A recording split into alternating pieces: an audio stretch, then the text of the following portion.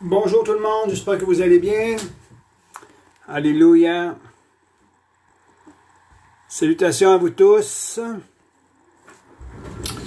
J'espère que André va bien aujourd'hui. Gloire à Dieu pour la présence de son esprit au milieu de nous. Amen. Alléluia. Permettez-moi juste de fermer ça ici. Alléluia. Je veux donner la gloire à Jésus. Je veux donner une opportunité. Je veux me donner une opportunité pour dire merci à Jésus. Merci pour sa grâce, son amour, sa patience qu'il a envers nous et son intervention divine dans toute situation et circonstance. Et je prie que ceux qui me regardent maintenant et ceux qui vont me regarder au courant de la soirée ou de la journée ou de la semaine, qu'ils puissent être touchés et bénis. Non pas par ce que je vais apporter, mais par l'esprit par lequel j'amène ces choses. Vous savez tous, lorsque l'on rend témoignage de notre Seigneur Jésus-Christ, nous libérons et nous le faisons par l'esprit de la prophétie. Et lorsque nous faisons et donnons témoignage les uns envers les autres, l'onction de la parole de Dieu relâchée de notre bouche, ça crée une atmosphère. Et de cette atmosphère-là, tout est possible. Vous pouvez être touché, vous pouvez être guéri, vous pouvez être libéré. En ce moment même que je suis en train de parler avec vous, et cela n'est pas à cause de moi, mais c'est à propos de Dieu, à propos de Jésus et à propos de son amour, de sa miséricorde, et que le Saint-Esprit veut manifester dans vos vies.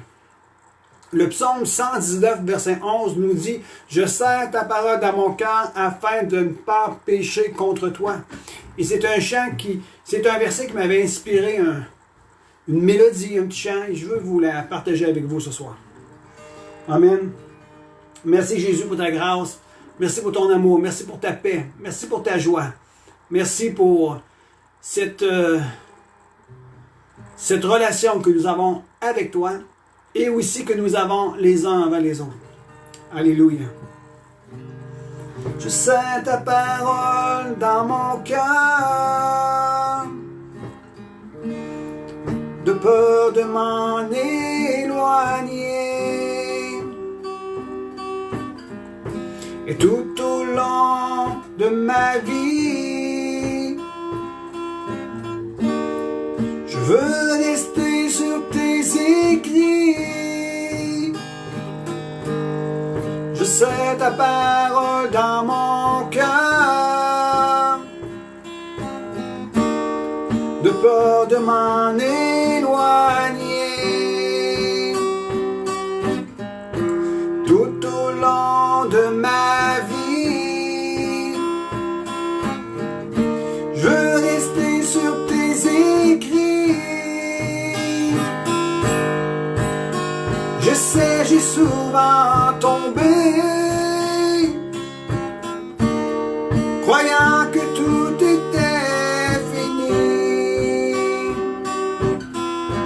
Mais tu m'as tendu la main, montré le bon chemin. Je sais ta parole dans mon cœur, de peur de m'en éloigner. Et tout au long de ma vie, je veux rester sur tes écrits. Je sais, j'ai souvent tombé, croyant que tout était fini. Mais tu m'as tendu la main, montré le bon chemin. Je sais, j'ai souvent tombé, croyant que tout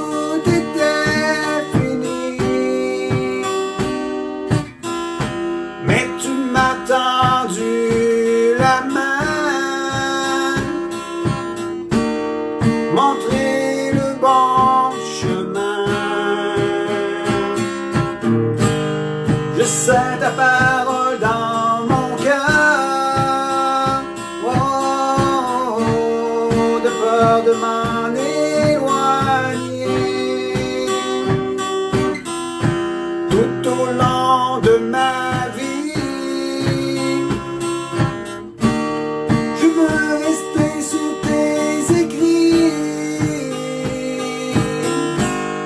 Je sais, j'ai souvent tombé, croyant que tout était fini. Mais tu m'as tendu la main, montré le bon chemin. Je sais, j'ai souvent tombé, croyant que tout était fini. Mais il m'a tendu la main et il m'a montré le bon chemin. C'était simplement un encouragement pour toi, un encouragement pour ceux qui me regardent. On peut tomber, on peut chuter. Tomber, chuter, c'est humain. Et nous sommes face parfois à des situations, à des circonstances qui nous amènent à se relâcher. Mais, Dieu a toujours sa main au-devant de nous pour nous montrer le bon chemin. Alors, indépendamment, où tu te trouves à l'heure actuelle, comment tu te sens aujourd'hui, comment sont tes émotions, comment sont l'état de ton cœur. C'est une réalité, parfois notre cœur nous condamne. Mais l'apôtre Jean a dit, si ton cœur te condamne, Dieu est plus grand que ton cœur. Et lui ne t'accuse pas, il ne te condamne pas. Continuellement, il veut tendre sa main vers toi. Et n'oublie pas, lorsqu'il tend sa main vers toi, il voit quelque chose. Il ne regarde pas à tes manquements, il ne regarde pas à ta faute, premièrement. Non, son intention est de venir te secourir là où tu as trébuché. Et lorsqu'il étend sa main pour te relever et qu'il regarde vers ta direction, Jésus voit quelque chose. Il voit que sa main est percée. Sa main a été percée et il reconnaît que lui, il est mort pour te donner la vie. Il se souvient qu'il y a une alliance entre toi et lui. Il se souvient qu'il y a une alliance entre lui et toi. Et il se rappelle rapidement que la miséricorde qui a été manifestée à ton attention. Et il vient et il te relève. Alors, n'hésite jamais à élever ta voix quand tu es en difficulté ou en problème, ou même quand tu as chuté, même quand tu te sens que dans ton cœur tu as honte, et que tu as de la crainte, et que tu as des doutes.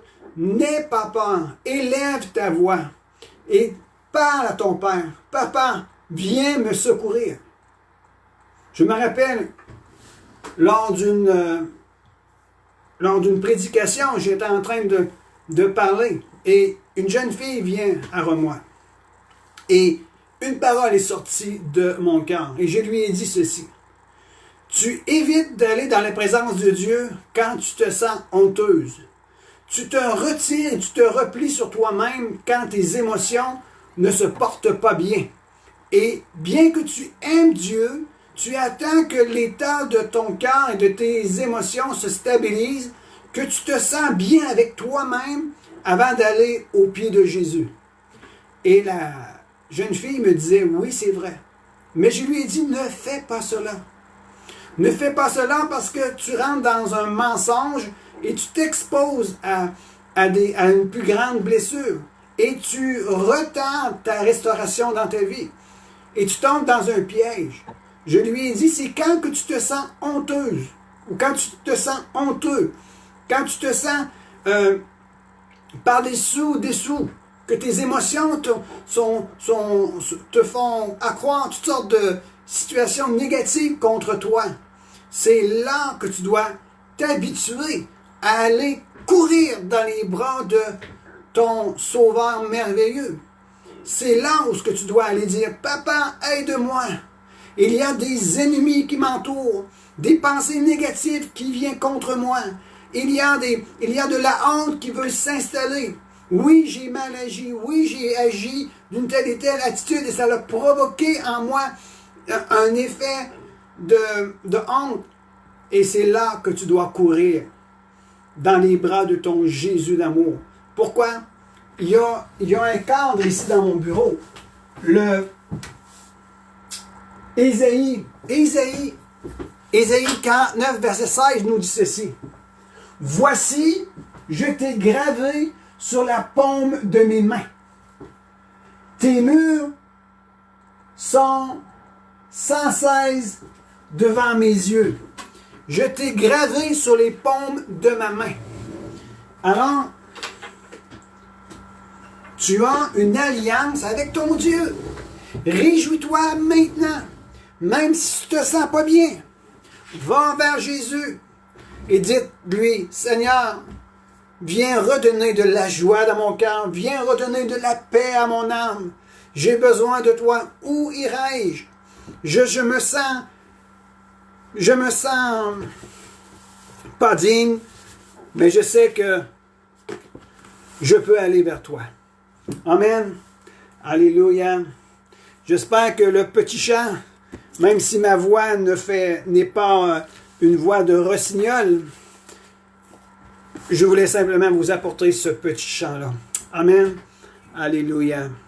J'espère que vous allez passer une belle semaine et que l'opportunité qui est placée devant vous aujourd'hui est une opportunité à saisir. Et je ne veux pas me répéter, mais je veux simplement rajouter ceci. Et apprenez à travailler avec ce qui est devant vous. Apprenez à travailler avec la déception. Apprenez à travailler avec la bénédiction. Apprenez à travailler avec les moments de joie et les moments de paix. Apprenez à travailler avec cela. Et ne portez pas trop vos regards sur ce que vous êtes en train de vivre présentement, mais portez votre regard sur celui qui est la source de toutes choses. Donnez toujours la gloire à Jésus. Amen. OK. J'avais commencé un enseignement dimanche passé et je veux revenir sur cet enseignement-là, mais aller de étape en étape pour vous aider à rentrer dans un mouvement de, je vais le dire, dans un mouvement de alignement avec le cœur de Dieu. Lorsque nous rentrons dans un mouvement qui nous aligne avec le cœur du Père, avec le cœur de Dieu, et que nous nous exposons dans sa présence pour entendre et veiller sur sa parole, il se crée quelque chose dans nos vies. Et c'est alors qu'on peut commencer à libérer l'esprit de la prophétie dans nos vies. Et j'irai même un peu plus loin, c'est alors qu'on peut porter l'onction prophétique dans notre vie. Lorsque nous sommes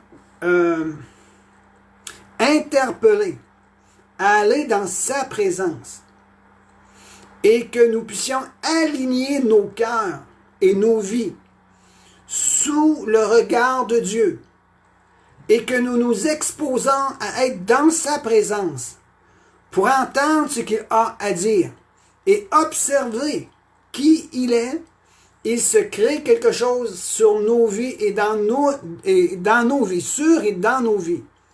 C'est l'onction. Nous sommes capables de porter l'onction prophétique. N'oubliez pas que toute la Bible, de la Genèse à Apocalypse, c'est un livre qui a été écrit prophétiquement.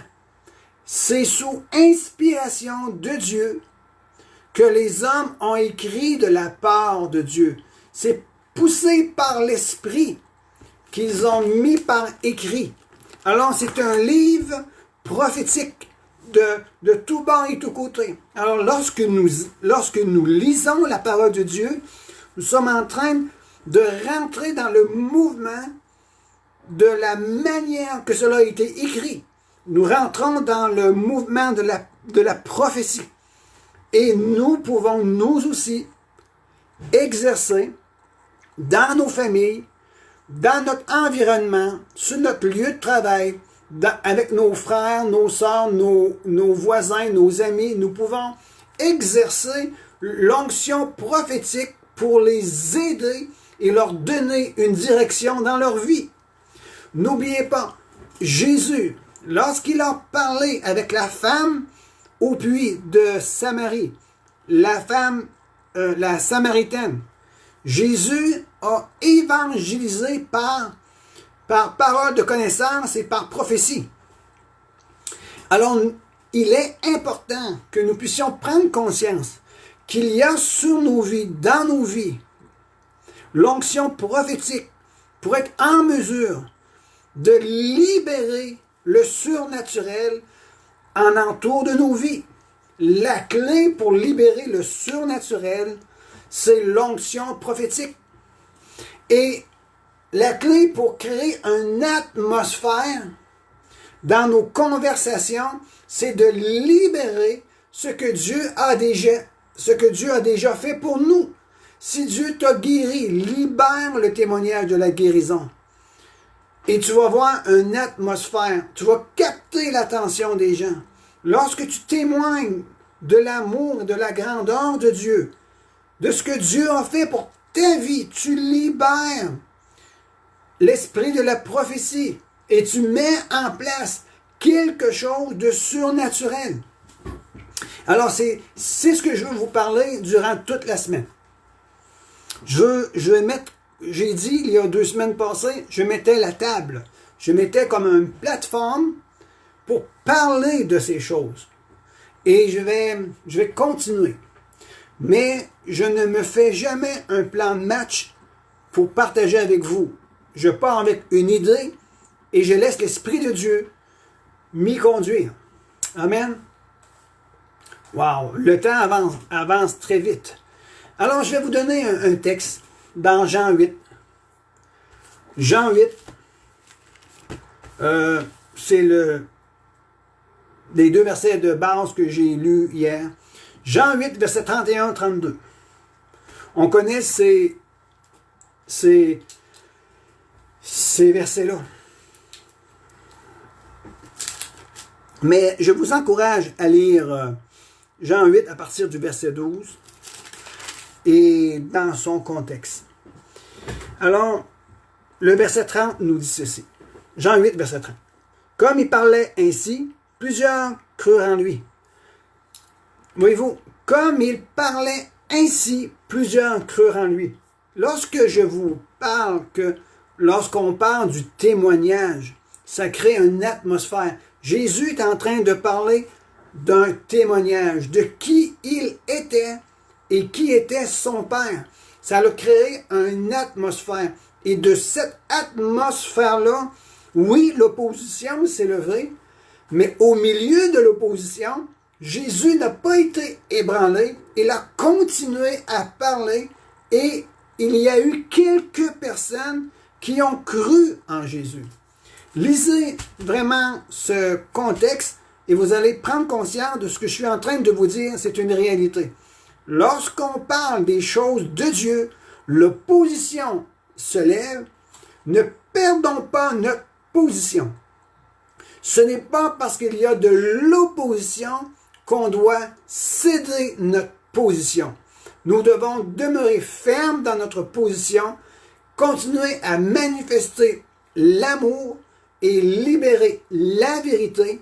En gardant notre position, il y aura quelques-uns alentour de ceux qui entendent le témoignage qui vont être interpellés par l'Esprit. C'est ce qui s'est passé ici. Comme il parlait ainsi, plusieurs crurent en lui. Amen.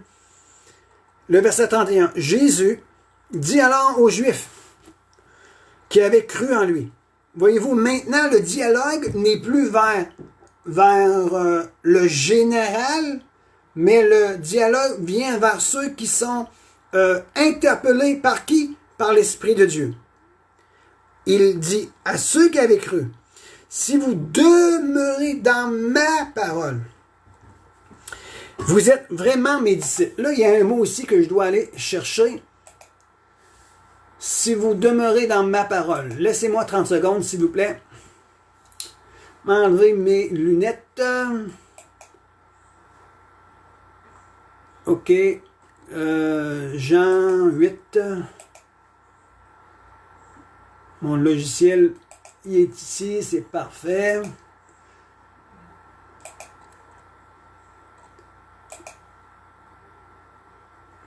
OK, ça s'en vient. Pardonnez-moi si ça prend... OK. Jean 8, verset 31 nous dit ceci. Si vous demeurez dans ma parole. OK. Voyez-vous, je voulais amener une petite nuance ici. Il dit, Jésus dit alors aux Juifs qui avaient cru en lui, si vous demeurez dans ma parole, si vous demeurez dans le Logos, vous êtes vraiment mes disciples. Vous connaîtrez la vérité et la vérité vous rendra libre. Nous sommes interpellés à demeurer dans le Logos, dans sa personne.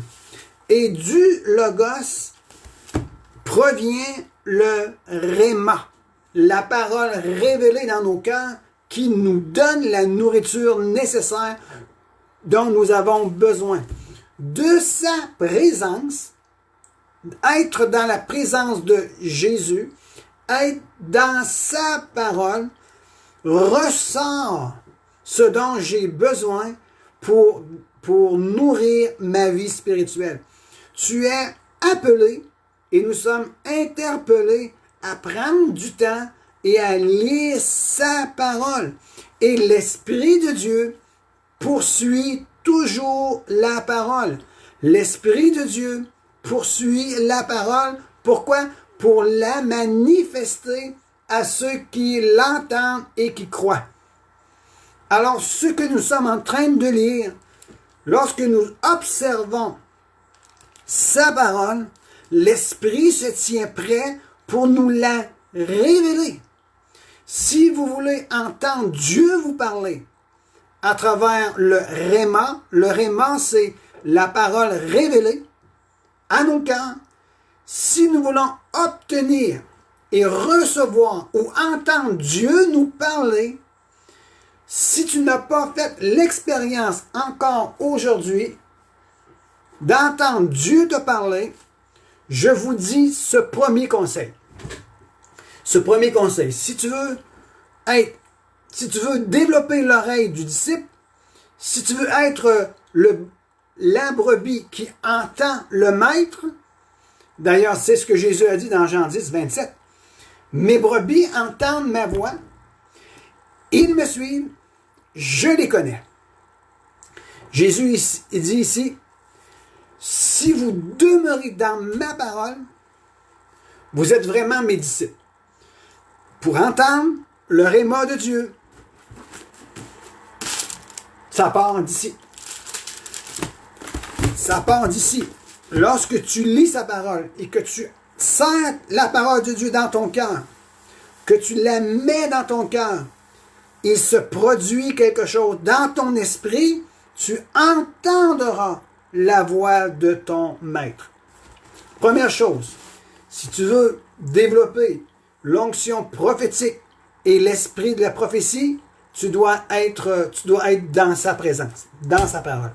Amen. On va aller ici un petit peu plus loin, si vous me le permettez. Quand on dit si vous demeurez dans ma parole, si vous restez, si vous prenez, c'est prendre le temps de s'arrêter.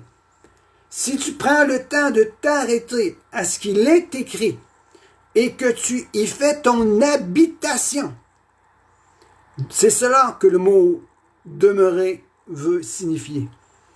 Alors, vous êtes mes disciples.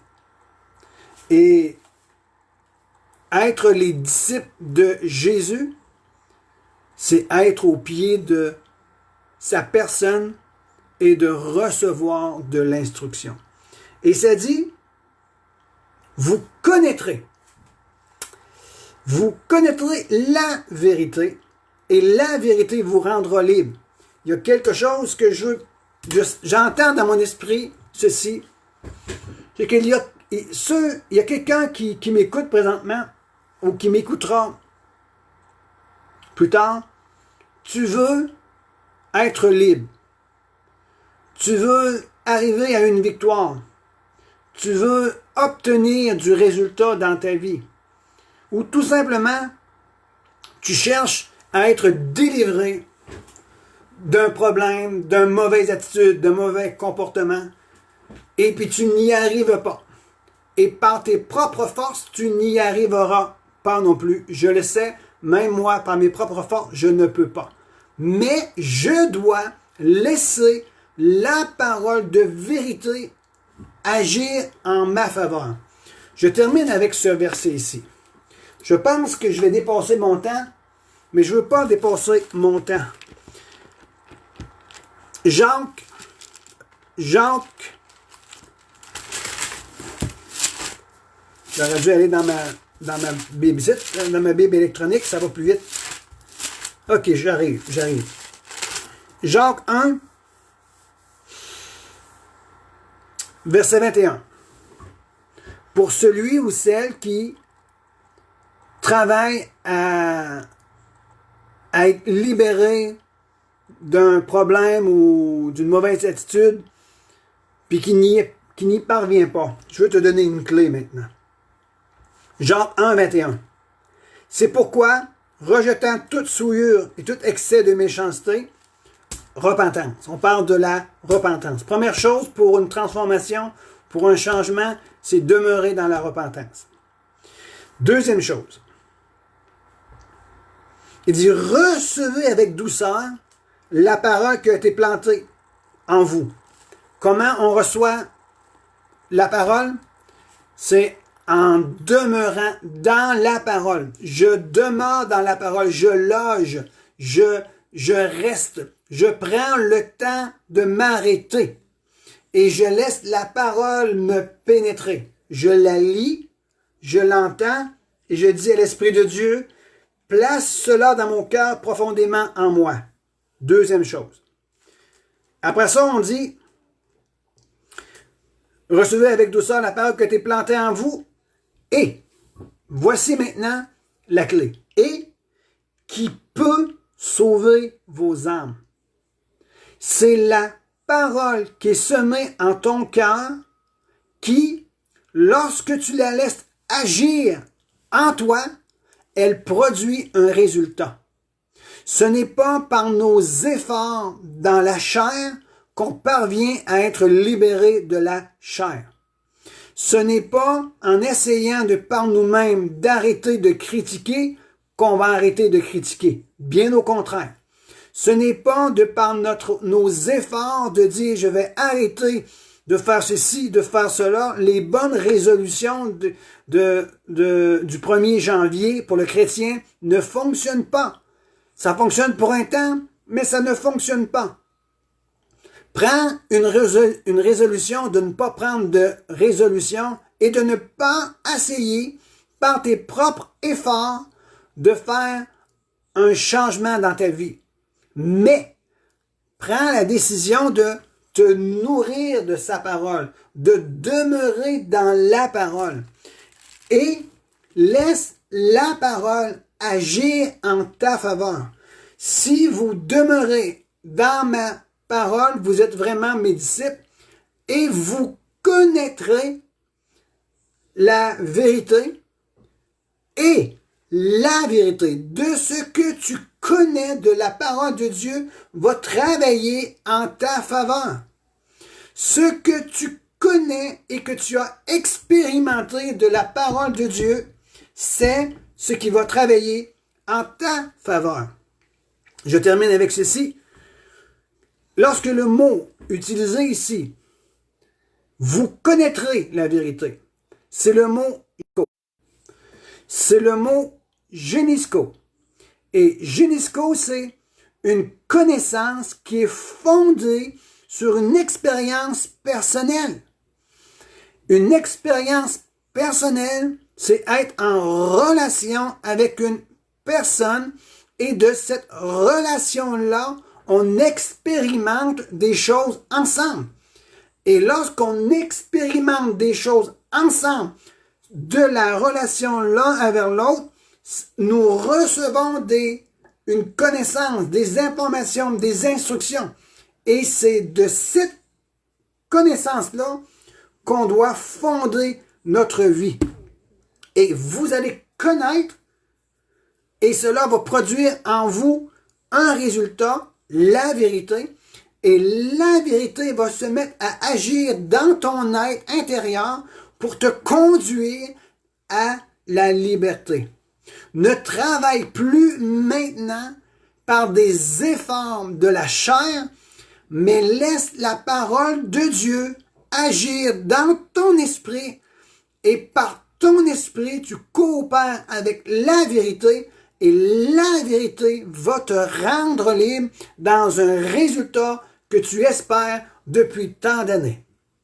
Amen. Je vais arrêter ici maintenant. Le point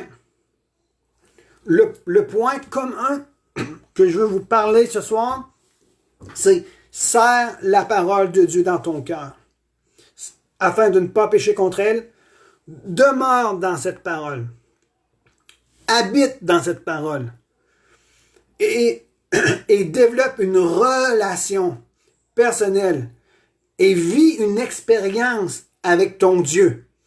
Et le résultat que tu recherches, et il y aura un résultat qui va s'accomplir pour ta propre vie, et cela va te faire du bien. Cela va t'amener à la vie et la vie en abondance que Jésus-Christ a déjà payé pour toi. Amen. Sur ça, passez une excellente journée. On se voit demain pour la suite. Je suis en train de parler sur comment développer de plus en plus l'esprit de la prophétie et de recevoir l'onction prophétique pour notre vie. Que Dieu vous bénisse abondamment. Je vous aime et laissez-moi des petits mots. Posez-moi des questions, des commentaires. Cela me fera grandement plaisir. Au nom de mon épouse que j'aime, de mes enfants, on vous dit à demain.